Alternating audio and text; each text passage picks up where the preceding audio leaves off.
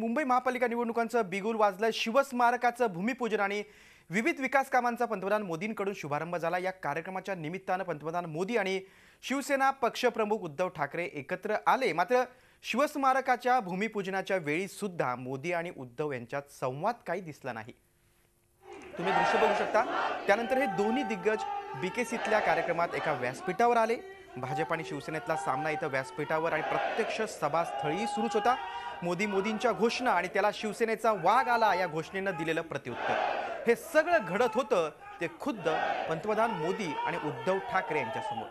असं सगळं वातावरण तापलेलं असताना साऱ्यांच्या नजरा या दोघांकडे होत्या। मात्र दोघांच्या नजरा मात्र एकमेकांच्या दिशेनं फिरकल्याच नाही। दोघेही म्हणायला एका व्यासपीठावर होते खरे, तरीही एकदाही दोघांची नजरानजर काही झालीच नाही। जवळपास 2 तास हा कार्यक्रम सुरू होता। अनेक नेत्यांची भाषणंही झाली। मात्र या सगळ्या काळात पंतप्रधान नरेंद्र मोदी आणि उद्धव ठाकरे दोघंही एकमेकांना टाळत असल्याचंच दिसून आलं।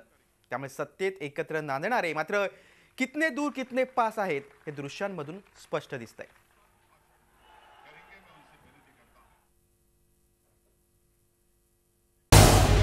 झी 24 तास रहा एक पाऊल पुढे।